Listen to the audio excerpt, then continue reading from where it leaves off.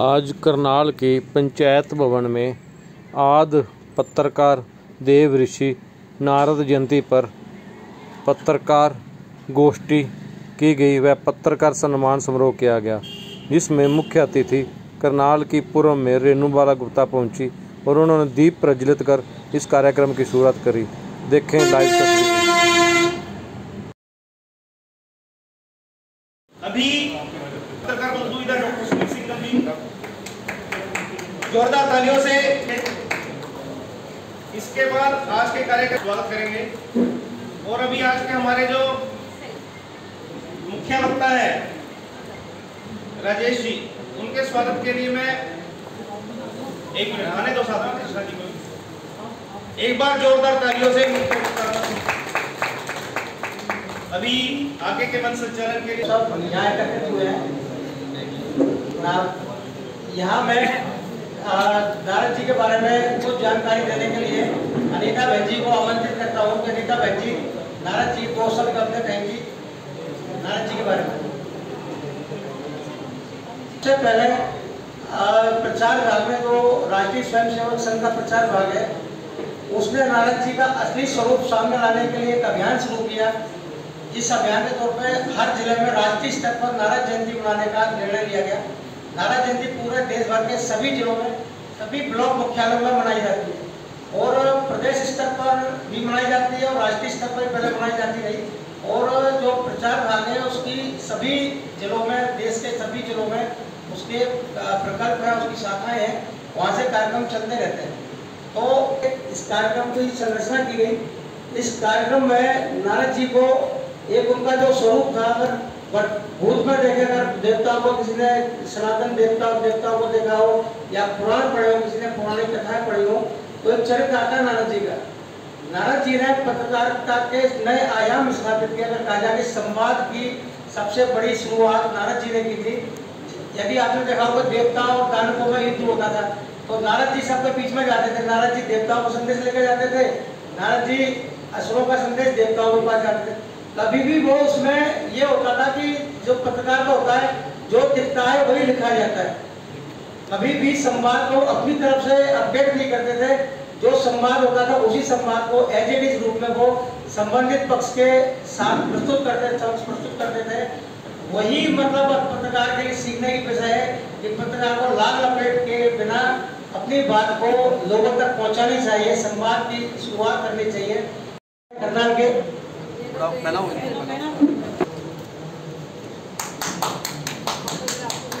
मैं इसी श्रृंखला में आगे भगवान के उसको पंकज जी करता ध्वनि से उनका स्वागत करें। पत्रकारिता में ये पीजी डिग्री धारी है।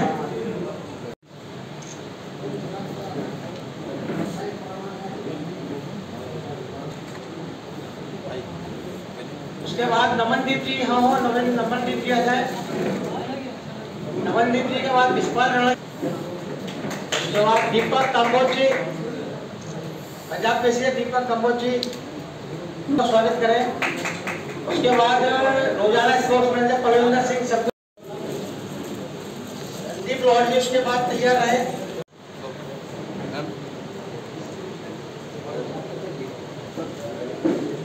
बोलना चाहूंगा गगनदीप तलवार जी।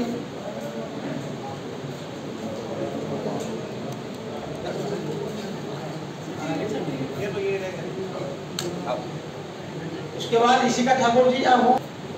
मुनक वाले कौन से गाँव से कस्बों से भी आए हैं, पूरे जिले भर से आए हैं और इन्होंने बड़ी अच्छी रिपोर्टिंग की है और बहुत बढ़िया तरीके से इन्होंने जो है उसको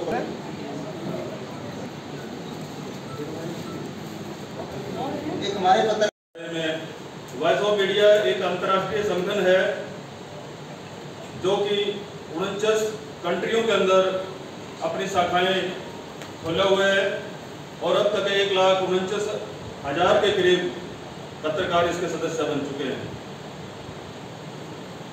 मिस्टर संदीप जो कि मराठी भाषा में सकाल पत्र अखबार छपता है महाराष्ट्र के अंदर, वो हमारे अंतर्राष्ट्रीय प्रेसिडेंट हैं और उनकी इकाई हरियाणा में बतौर मुझे प्रदेश अध्यक्ष की जिम्मेवारी दे रखी है और अब तक हमने हरियाणा के सभी जिलों के अंदर अपनी शाखाएं खोल चुके हैं और समय समय पर हम लोग अपनी आवाज़ रखते हैं।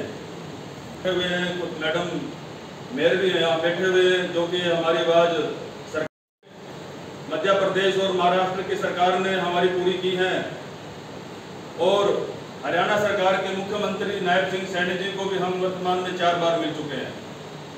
तो अभी जैसे चुनाव आचार संहिता लगी हुई थी तो उन्होंने 4 तारीख के बाद का हमारे को समय दिया था, तो उस बारे में हम हरियाणा प्रदेश की एक मीटिंग रखेंगे सामूहिक, जिसमें हम अपने एजेंडे रखेंगे और पत्रकारिता के हित में जो हमारे दिन रात पत्रकार एक अपनी जान जोखिम में रख करके पत्रकारिता करते हैं उनके हितों के लिए, उनके फायदों के लिए वो मांगे हैं वो हमारी पूरी करी जाए और उसके लिए हमने सारे का सारा एजेंडा तैयार किया हुआ है। उसमें आप सभी को धन्यवाद देना चाहूँगा जिन्होंने मुझे ये मौका दिया इस मंच पर आने पर, और जो विश्व संवाद केंद्र है उनका धन्यवाद देना चाहूँगा जिन्होंने इस विशेष अवसर पर ये संवाद रखा, एक मीटिंग रखी। सबसे पहले मैं अपने बारे में कुछ बताना चाहूँगा। मेरा नाम योगेश सैनी है, मैं रेवाड़ी जिले से आता हूँ। मैं IAS 2023 बैच से हूँ और फिलहाल करनाल में 1 साल डिस्ट्रिक्ट ट्रेनिंग पर हूँ।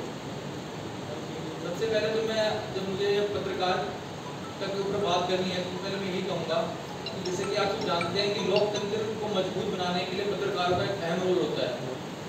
जैसे कि हम जानते हैं कि 3 स्तंभ होते हैं लोकतंत्र के, न्यायपालिका, कार्यपालिका, विधानपालिका।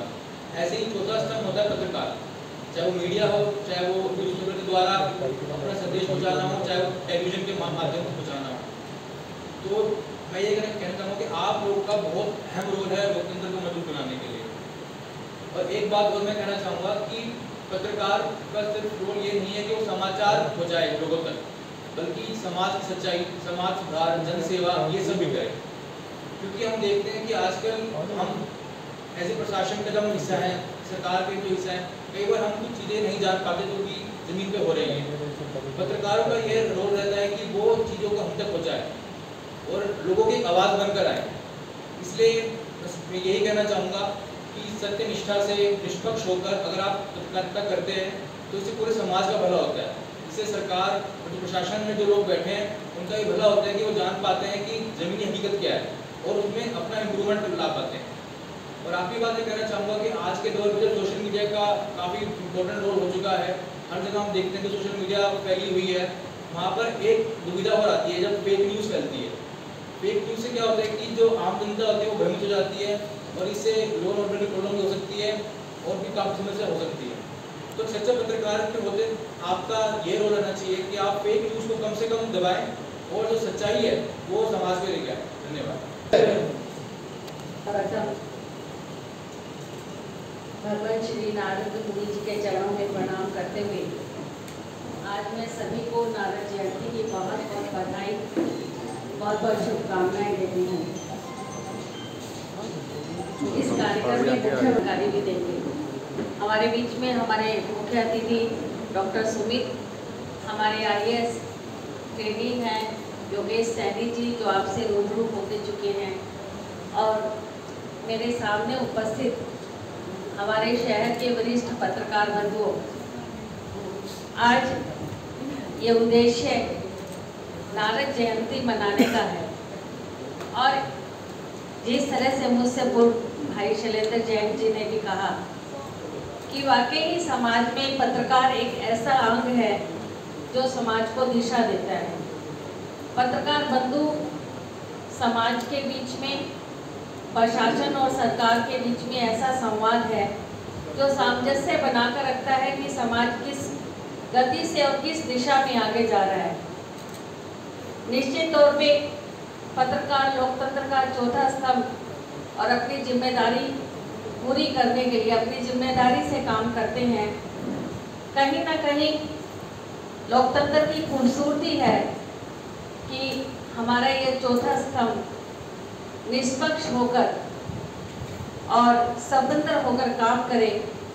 तो निश्चित तौर पे जो नारद जयंती मनाने का ये हमारा उपलक्ष्य हमारा सही साबित हो पाएगा, क्योंकि पत्रकार बंधुओं को मैं लगातार इनके संपर्क में रहते हैं हम लोग।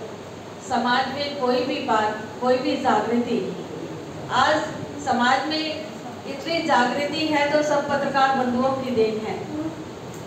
पहले के समय में नारद जी का संदेश चाहे वो देवताओं को चाहे असुरों को पहुंचता था, तो उससे वहाँ पर शांति की भावना, वहाँ पर युद्ध की भावना, यहाँ पर सम्मान की भावना स्थापित होती थी। आज हमारे सामने इस वैज्ञानिक युग में हम देख रहे हैं कि सोशल मीडिया, प्रिंट मीडिया, अनेक माध्यम हैं पत्रकारों के पास, जिससे वो अपनी बात, लोगों की बात सरकार तक, प्रशासन तक पहुंचा सकते हैं। और निश्चित तौर पे आपकी इन बातों से समाज को एक दिशा मिलती है। मैं सभी पत्रकार बंधुओं से ये कहना चाहूँगी कि आप सब लोग सकारात्मक सोच के साथ ये काम करें।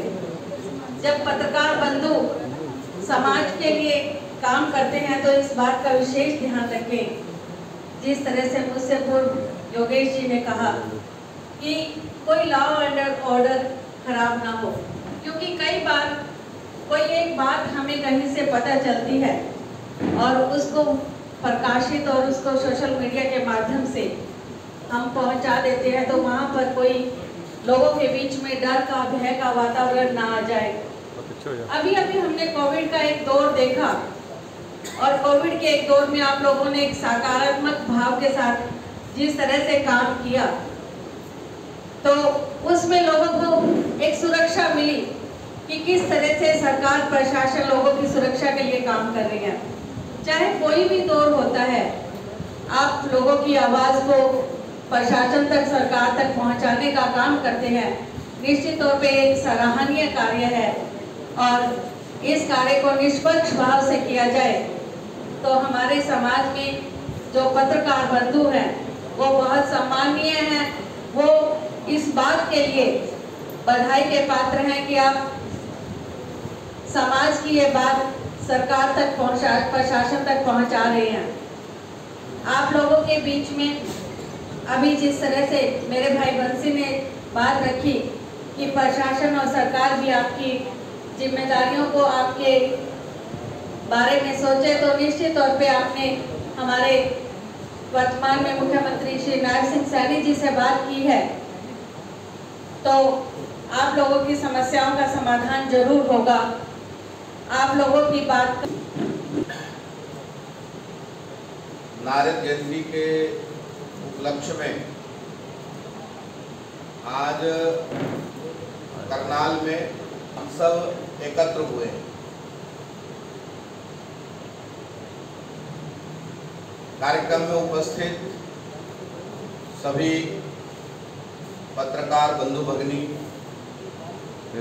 मंच पर उपस्थित बहन रेणुबाला, डॉक्टर सुमित जी, श्री योगेश सैनी जी,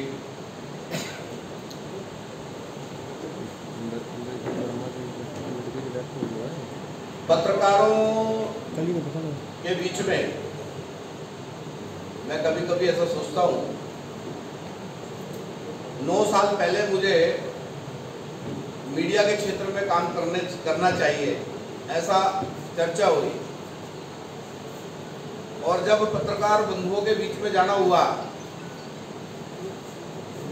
तो मेरे को ध्यान आया कि मेरी स्थिति वैसी है जैसे, उदाहरण दे रहा हूँ, उसको अन्यथा न लेना, कि स्किल्ड लेबर जो होती है, एक काम विशेष को करने वाला जो व्यक्तित्व होता है, जो समूह होता है, मैंने उसको स्किल्ड लेबर शब्द प्रयोग किया। उसका प्रबोधन करने के लिए ऐसे किसी व्यक्ति को खड़ा कर दिया जाए जिसको अपनी कोई स्किल ना हो, यानी वो उसके बारे में जानता ही ना हो।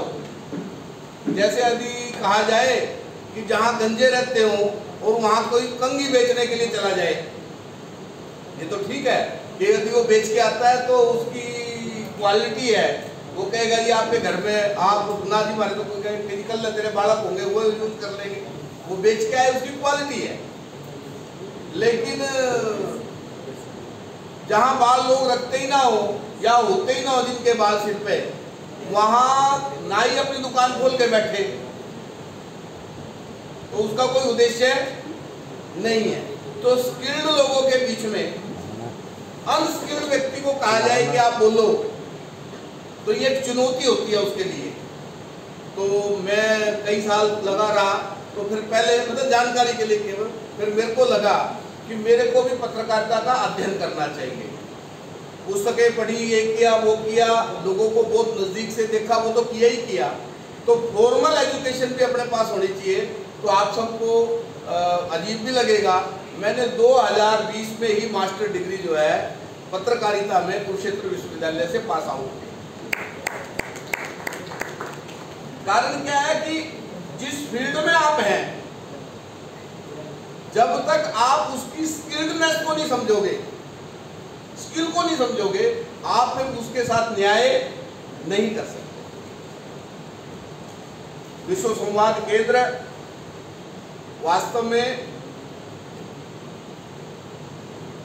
3-4 बिंदुओं पे काम करता है। संबंध, तालमेल, प्रबोधन, संबोधन, संपर्क, संवाद, ये एक काम है।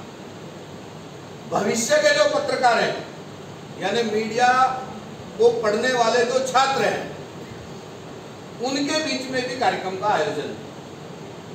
मीडिया को पढ़ाने वाले जो प्राध्यापक हैं, उनके साथ भी संपर्क, संबंध, संवाद। और अभी हम इस वर्ष से बहुत जल्दी जो पत्रकारिता के क्षेत्र में काम कर रहे हैं, पढ़ाई कर रहे हैं विशेष तौर पे, उनका एक 3 महीने का प्रैक्टिकल प्रशिक्षण, अप्रेंटिस इसको हम कहते हैं, वो 3 महीने से लेकर के 6 महीने तक वो हमारे पास करें, इसकी एक व्यवस्था विश्व संवाद केंद्र शुरू करने वाला है।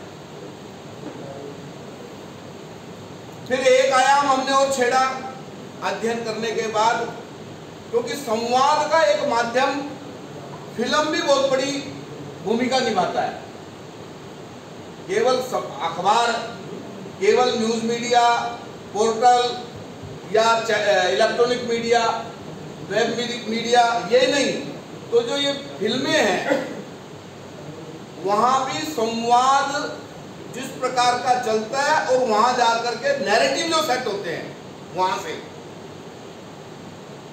जब ध्यान देना शुरू किया, अध्ययन करेंगे, तो आपको भी ध्यान में आएगा कि कैसे हमारे से पक्का करवा लिया, राम राम जपड़ा पराया माल। अब और पराया माल अपना समझेंगे, ये राम का तो चरित्र नहीं है, लेकिन हम तो सब बोलते हैं। हमको ध्यान में आता है, एक नेता ने कहा कि मंदिर ये तो प्रेमी और प्रेमिकाओं के मिलने का अड्डा है। आज से 8-10 साल पहले एक नेता ने कहा था। मेरे के दिमाग में आया ये कहां से आया होगा, तो फिर मैंने शोले फिल्म जो देखी, तब देखी थी, शोले फिल्म की बड़ी प्रशंसा करता था। बाद में मैंने जब शोले फिल्म को इस एंगल से देखा, तो उसमें से नैरेटिव क्या निकल रहे हैं, तो फिर ध्यान में आया कि धर्मेंद्र जो उस फिल्म का नायक है, वो एक शिवजी के मंदिर में शिवजी की मूर्ति के पीछे खड़े होकर के हेमा मालिनी को पटाने का काम मंदिर में तो कर रहा है। किसी ने विरोध नहीं किया। कोई फिल्म उठा करके देख लीजिए, किसी की घरवाली गुम हो जाए, किसी का ब्रेकअप हो जाए, किसी की नाराजगी हो जाए, चद्दर चढ़ाने के लिए किसी ने किसी बाजार में पहुंचा होता है। फिल्मों के अंदर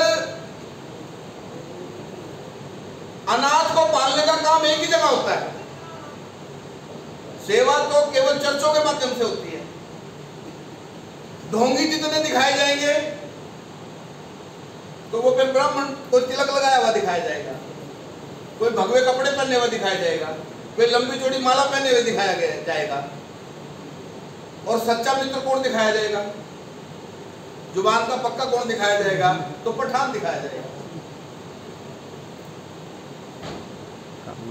कोई दबंग होगा, कोई लुटेरा होगा, लूटने वाला होगा, लोगों की संपत्ति हड़पने वाला होगा, तो वह दबंग होगा। आज का स्वर्ण जाति का कोई ना कोई ठाकुर होगा। गरीब की पत्नी पर नजर रखने वाला, ब्याज खाने वाला कोई मुनि नहीं होगा, लाला जी ही होगा। ये नैरेटिव चलाए गए। तो फिर हमने विचार किया कि इस क्षेत्र में भी अपने को काम करना चाहिए। तो फिर विश्व संवाद केंद्र के माध्यम से हमने कुछ मुद्दों के आधार पर लोग फिल्में बना करके लाए और उनको पुरस्कृत करेंगे। ऐसा स्टेट लेवल से लेकर के ऑल इंडिया लेवल पर भी कार्यक्रम का आयोजन होता है। हरियाणा में विश्व संवाद केंद्र के नाम से होता है, अखिल भारतीय स्तर पर भारतीय चित्र साधना के बैनर तले होता है। अभी पंचकुला में अपने में से कोई गया होगा तो फरवरी के अंदर हमने 3 दिन का ऑल इंडिया लेवल का फिल्म फेस्टिवल किया, जिसमें 673 फिल्में आई थी भारत की सब भाषाओं से। वो फिल्में लघु होती हैं, 5 मिनट से लेकर के और 45 मिनट तक की होती है मैक्सिमम। प्राइज भी देते हैं, 1 लाख रुपए का उसमें प्राइज रहता है। स्टेट लेवल पे कम करेंगे। अभी हमने फरवरी 2023 में किया था। 2 साल पहले, 8 साल पहले जब पहली बार हमने पानीपत में कार्यक्रम किया तो जी न्यूज के जो ओनर हैं, क्या नाम, सुभाष चंद्रा जी, उनको हमने कार्यक्रम में आने का निमंत्रण दिया। जब हमको दिल्ली मिलने गए और उनको हमने कहा कि हम देवर्षि नारद आदि पत्रकार उनकी जन्म जयंती इस प्रकार से मना रहे हैं, तो वो कहने लगे यार देवर्षि नारद आदि पत्रकार। और वहां तो जो उन्होंने कहा था, उन्होंने अपने भाषण में आने के बाद कहा कि ये जब लोग मेरे पास आए तो मेरे को बड़ा हंसी लगी, लेकिन इनके जाने के बाद मैंने देवर्षि नारद का जब अध्ययन करना शुरू किया तो मैं इस मंच पे स्वीकार करता हूं, आज से पहले मैं भी देवर्षि नारद को नारद मुनि गिनता था। शब्द सुनना मैंने क्या कहा है, देवर्षि नारद को नारद मुनि ही गिनता था। और गांव में नारद मुनि किसने कहा जी, दिखा करके नारायण नारायण रटने वाले व्यक्ति को इधर की बात उधर लगाना, उधर की बात इधर लगाना, चुगलखोर के रूप में ये दिखाया और दर्शाया गया। अब इतनी बड़ी चुनौती थी तो विश्व संवाद केंद्र ने केवल हरियाणा में नहीं तो पूरे भारत में, मैं आज समझता हूं मेरे पत्रकार बंधु यहाँ पर जितने बैठे हैं, भगिनी बैठी है, जिन्होंने ध्यान से नहीं अध्ययन किया होगा उनकी बात तो मैं कहता नहीं तो मोर देन 80% लोग देवर्षि नारद को अपना आदि पत्रकार मानते हैं, मानने लगे हैं। हम ये जो वार्षिक कार्यक्रम करते हैं, इस बार 25 मई को थी देवर्षि नारद जयंती। चुनावों के कारण से हमने इसको थोड़ा सा लेट किया। प्रांत स्तर का कार्यक्रम 30 जून को पंचकुला में, उसके अंदर वो जो श्रीधर क्या नाम उनका, तो निमंत्रण है, सुबह 9 बजे वहां पहुंचना है, रजिस्ट्रेशन, अल्पाहार, नाश्ता जिसको हम कहते हैं, वो सब करके ठीक 10:15 बजे कार्यक्रम शुरू होगा और 12 सवा 12 बजे भोजन करने के बाद हम अपने स्थान को आ सकेंगे। अब ये तो एक विश्व संवाद केंद्र के द्वारा किए जाने वाले काम का मैंने वर्णन आप सबके सामने किया है। फिर दूसरा हिस्सा है देवर्षि नारद जयंती। देवर्षि नारद जयंती के बारे में जब हम बात करेंगे, देवर्षि नारद के बारे में जब हम बात करेंगे तो हमें ध्यान में आएगा आज मीडिया का वो रूप हमारे सामने है जो हम देख रहे हैं, print media, electronic media, web media, लेकिन एक हमारे यहाँ लोक मीडिया भी था। रागणी, सांग, कथा, कहानी, प्रवचन, उसमें से भी तो संदेश देने का एक काम था, संवाद का ही तो एक काम था। यानी प्राचीन काल से ऐसा नहीं है। कभी कभी हमें लगता है कि ये तो सारा का सारा अभी कुछ दिनों से 18वीं 19वीं शताब्दी के अंदर विस्तार हुआ है। तो क्या था, आप भी तो आजकल ये कहते हैं, अब हमारे साथ जुड़ चुके हैं अलवर से, आप बैठे तो दिल्ली में, आपका मीडिया हाउस तो दिल्ली में है और आपकी रिपोर्टिंग कोई यूएसए से कर रहा है, कोई जॉर्डन से कर रहा है, कोई कहीं से बैठ के कर रहा है, तो हमारा मीडिया तो उस समय भी सशक्त था,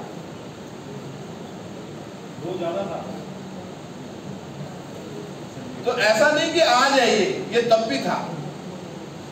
बिल्कुल ठीक कहा भाई साहब ने।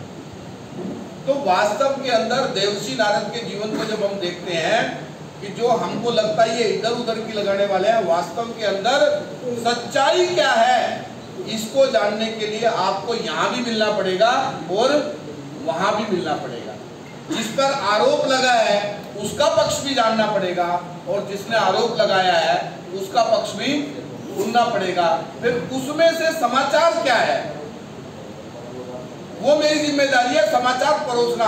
समस्या अब क्या आ गई है, ये समाचार लिखते हुए भाई साहब अब ये हमारे जैसा व्यक्ति अपना एंगल उस समाचार में डाल देता है। मेरे को लगता है ये न्याय नहीं।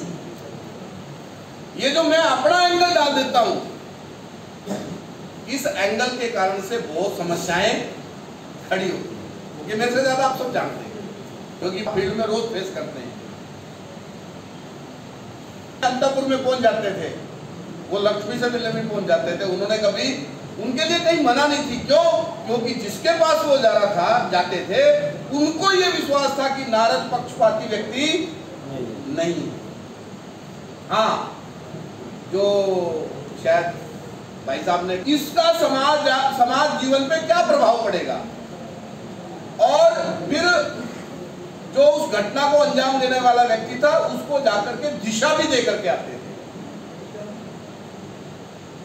आपने विचार किया कि आपके इस एक्शन से, आपके इस कदम से ये नुकसान होने वाला है, नहीं मानता था तो उसको तरीके से घुमा भी देते थे। तो ये जो निर्भीकता है, ये जो दूरदर्शिता है, ये देवर्षि नारद के जीवन से हम सबको ध्यान में आती है। फिर तो जितने पत्रकार बंधु यहाँ पर बैठे हैं उतने ही समाज में चलने वाली विभिन्न संस्थाएं, उनके प्रतिनिधि, केवल पत्रकार नहीं तो नागरिक भी इस कार्यक्रम में आने चाहिए ताकि पत्रकार के जीवन के, और कुछ पत्रकार बंधु केवल ठीक है डिमांड वाला विषय आना चाहिए, लेकिन पत्रकार का जीवन कितना चैलेंजिंग होता है। बच्चों को स्कूल से मैं ले आऊंगा तो चिंता मत करना, इतने में एडिटर का फोन आ गया, वहां बस पलट गई है।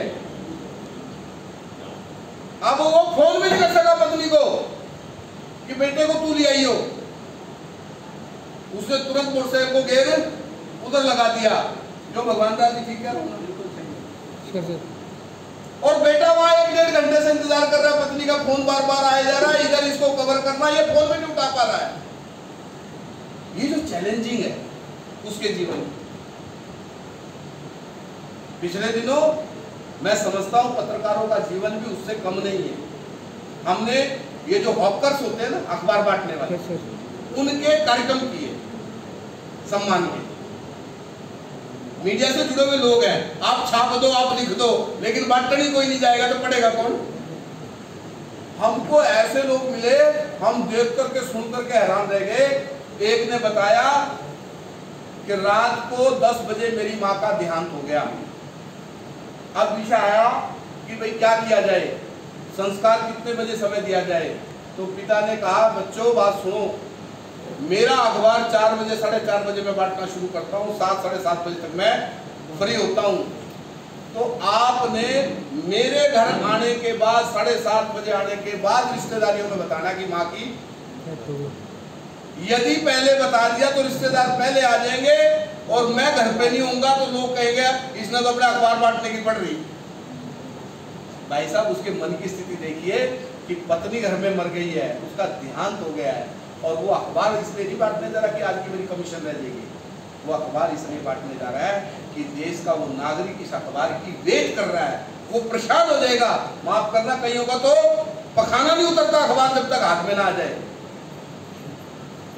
उनको आदत है, वो उसके लिए जा रहा है, वो कमीशन के लिए नहीं जा रहा। एक ने बताया इसके ऊपर आरोप भी लगाओ, जब तक आरोप सिद्ध ना हो, हम सब कहते हैं संविधान कहता है भारत का, मेरी भावना जो पहली बार आहत हुई थी,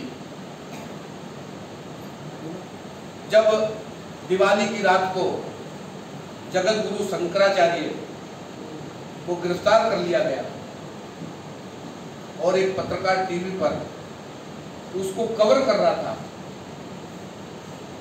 और वो जगत गुरु शंकराचार्य जी का नाम जिस ढंग से ले रहा था,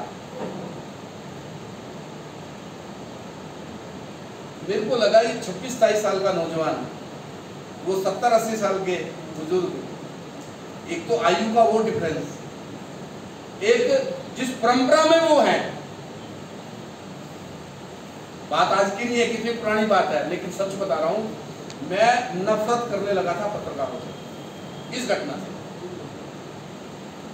हाँ, जब मुझे ही इस क्षेत्र में काम करने के लिए कहा गया, तो फिर जब मैंने पत्रकारों के साथ बैठ करके अध्ययन, सुनना, समझना, ये सारा किया, तो आज जब हम समाज के ऐसे लोगों के प्रति नतमस्तक होते हैं जिन्होंने जीवन में संघर्ष कर करके आगे बढ़े हैं, तो उसमें से पत्रकार भी एक कौम है।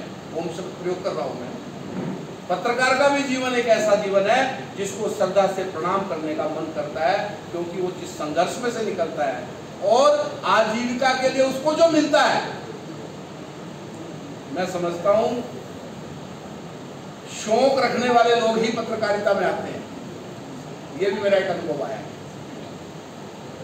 तो ही वो जिसको कहते हैं ना, जीन में है उनके, नहीं तो पत्रकारिता के क्षेत्र में टिकना, जैसे आजकल वकील बनना, यदि उसका बाप वकील ना हो, यदि उसकी पहली पीढ़ी का व्यक्ति वकील ना हो, तो वकील को ये जिंदगी तो इस वकालत में न्यू कटेगी, कदे 500 आगे, कदे 500 पल्ले से खर्च हो गए। हाँ, एक था मेरे पास, परेशान हो रहा था। ये व्यक्ति का मन की स्थिति है, उसके मन के अंदर एक उबाल उठता है, मैं कुछ बदलाव लाना चाहता हूं, मैं कुछ, हाँ, कभी कभी वो हताश हो जाता है अपने चारों तरफ के वातावरण को देख करके। फिर कहते हैं यार हम में सारे ही एक जैसे हैं, तो तू भी इनके साथ है। मेरा निवेदन है, आप हताश मत होइए, धीरे धीरे धीरे धीरे अपने मन के अनुसार बाकी लोगों को आप खड़ा करना शुरू करिए। आप कदम आगे बढ़ाएंगे, लोग आपके पीछे रहेंगे, ये मेरा मानना है। मैं छोटे से गांव रहने वाला हूँ, मेरे साथ 10वीं क्लास में 40 बालक थे जिन्होंने गांव में 10वीं पास की है, मैट्रिक पास की है। मैं आज इस मंच पे आपके सामने बोल रहा हूँ, बोलने की हिम्मत कर पा रहा हूँ, लेकिन मेरे साथ के वो 40 बालक कितने होंगे जो इस प्रकार से मंच पे खड़े होकर के बोल पा रहे होंगे? कारण यही था कि मैंने स्वाभिमान के साथ कोई समझौता जीवन में किया नहीं। कि मैं यहाँ नहीं खड़े होकर के कह रहे, गरहुंडा के पास कालुरम गांव है, वहां भी यदि मेरे को आप वहां इकट्ठा करके लोगों को बुलवाओगे तो मैं इसी आत्मविश्वास के साथ बोल पाऊंगा, क्योंकि गांव वालों को भी पता है कि ये सच्चाई है। करते हैं, खड़े होने में तो समय लगेगा, लेकिन आप आगे बढ़ेंगे और लोग आपके रहते हुए आपका उदाहरण मत दें, ना दें, लेकिन आपके जाने के बाद आपको जरूर याद करेंगे। महफिल में जब भी बैठेंगे तो जरूर जिक्र आएगा आपका, यदि आप सच्चाई के साथ काम करेंगे, ये मेरा विश्वास है। और आपने भी अनुभव किया होगा, आपने अपने मन में धारण करते हैं, तो मैं समझता हूँ देवर्षि नारद जयंती का एक लाभ मनाने का हमारे जीवन में ये आया है, और इसको हम इस ढंग से मनाएं। इतनी बात कह करके मैं अपनी वाणी को विराम देता हूँ। जय हिंद, जय भारत।